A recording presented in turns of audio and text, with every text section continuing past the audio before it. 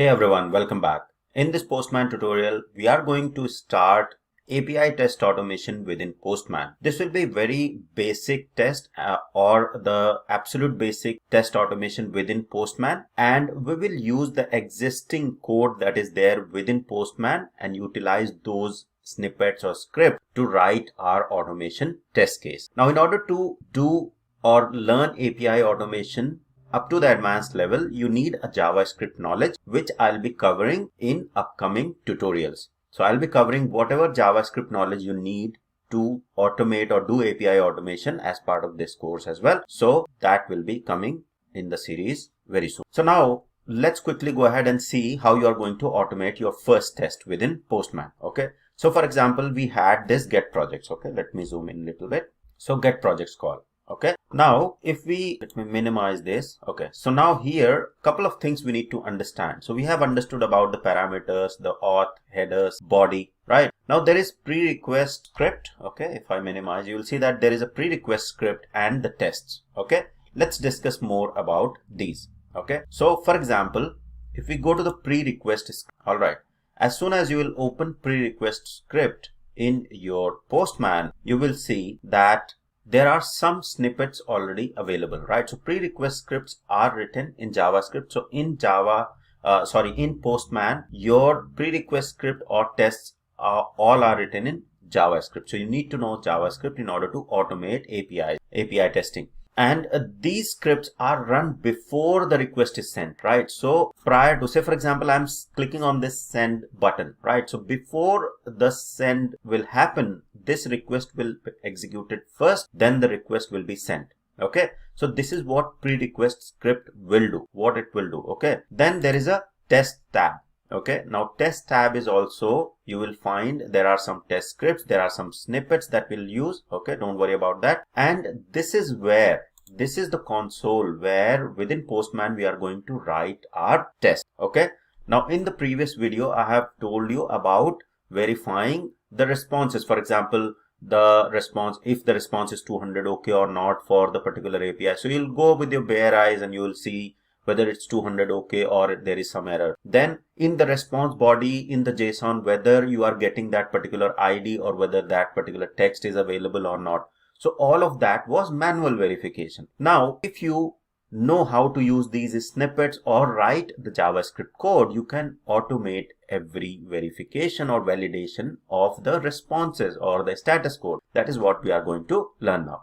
Let's quickly understand the pre-request. Okay, pre-request script. So if you'll see the snippets here. So when we say snippets within Postman, this is nothing a brief snippet of JavaScript, right? So a JavaScript code that you can use out of the box. For example, getting an environment variable. Okay, get a global variable. For example, if you want to get the global variable and then use it somewhere. Okay, so say for example, I just want to get the global variable. You simply click on it and it will add a snippet there, which is pm.globals.get, and this is out of the box within Post. Okay, so these snippets, maybe this is minimized like this, so make sure you just click on this icon here so that these snippets are available. Okay, and my layout might look a bit different because I have zoomed in, right? So just so that it's visible for you guys. So now this is the snippet to get a global variable. Okay, and now we know that we have a global variable. We have defined a global variable with environment URL or test URL. Let me check. Okay, so let me the environments and go to the globals, and here we have this test underscore URL, right? This variable was holding the value, the regress API. Okay, so now if I want to get this URL, okay, what is the value held in this test underscore URL? Then we simply use this get global variable, which is this piece of code, and this piece of code will basically give me that global variable. Okay, now in order to print something, now how we know that this variable is holding or this value has been picked up from the global variable? So we'll just try to print it. Okay, so in order to print something, we'll simply say console.log. Okay, so this is kind of system.out.println in Java. Okay, so we are logging something, so console.log. Okay, and then in the brackets there. So this will log in the console. You see below the console here, if I click, you will see that there are no logs, but once I'll send, it will get logged here. Okay, so this is what will happen prior to the request is sent. Now when I'm going to test, right? Now within test, I can use more snippets as well, right? So there are many test snippets as well. For example, one very common test case is to verify the status code. Okay, so when I'm sending a request, if I'm getting the expected status code or not, right? So if I scroll down here, you will see here, and you will see status code 200, right? So this snippet will verify that the status code when this particular request is being sent is 200 or not, right? This is straight out of the box. You don't have to change anything here, right? Then the next thing, we want to verify JSON value check, right? So for example, within the JSON response that we are getting, we want to check a specific value, if the particular value appears in that response or not. So we'll simply click on this JSON value check and a new snippet will get added, right? And you'll see that here we have pm.test, and then this is the test name, right? So in the test name, you can write your own test name. So for example, I'll change it, validate the something, validate the text, some dummy. Okay, then we'll change it, and then we'll have this snippet here. And then in the JSON data, we can validate the specific tag, the value, and that value, what it equals to. Okay, so let's quickly save it. All right, and then send this particular request. Okay, so this is get projects, right? So get project, I'll send it, and let me minimize this snippet and maximize the response there. Okay, so now as soon as I have sent the request, in the response as well, you will see, if I zoom out, you will see that test results tab is available, right? So test results is where you'll see that we have two test cases. We have added two snippets. One was to check the status code which is passed, and then there was the other one which was validating the text, right? That has failed because we were expecting something undefined to equal to something 100, right? So let's see what we have done in the request. Okay, in the test. So what we were expecting is expect JSON data dot value is equal to 100. There is no value tag there in the response, right? That is why it has failed. Okay, so we'll go back to the response. All right, and here in the body, right, say for example, I want to validate that max result is 50. Okay, or the ID or the key is a demo. Okay, so something like that. So for example, if I say max results should be 50, so I'll simply copy the key max results. Okay, and go to the test, go to the request, and I'll say JSON data dot max result, okay, to equal what? To equal 50, okay, numeric value. And then let me send it again.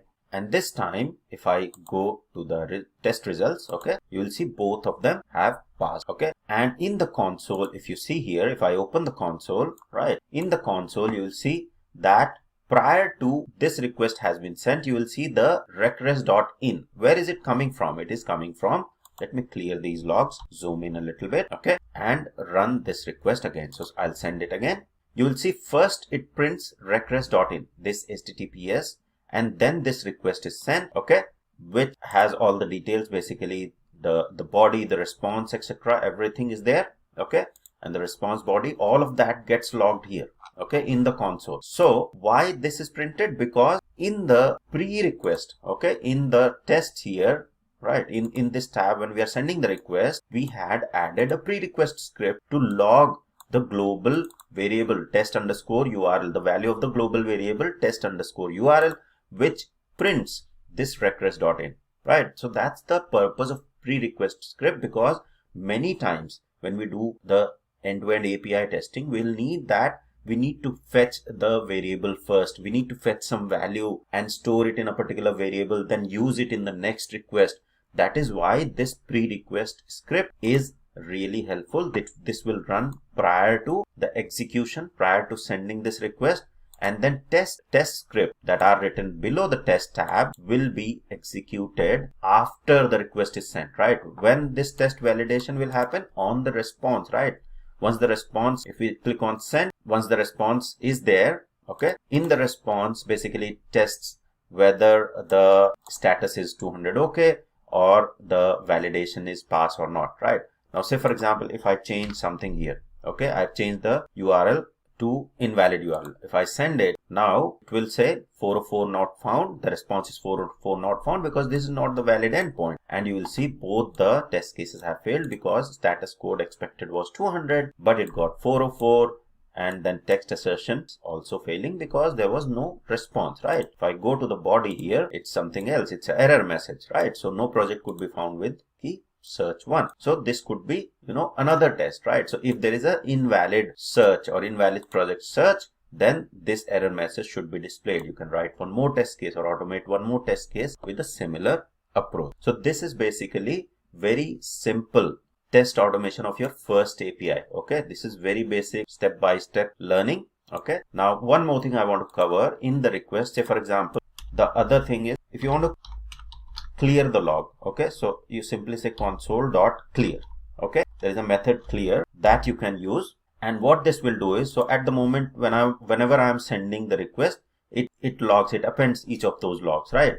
But if I have in the pre-request console.clear, okay, it will first clear all the logs, then log whatever is there in the pre-request, okay, if there is something to log, and then the request and anything to log in the test. Okay, so if I send this now, you will see console was cleared, okay, and then the pre-request script, and then the the request got logged, and then basically the test pass or fail will be reflected in the response here in the test result, right? So this is how you are going to write your first test in Postman for API testing, or automate your first test case for API auto. In the next couple of videos, I'll cover the complete JavaScript that is required for you to do full-fledged API testing within Postman. I hope this was helpful. Thank you very much for watching.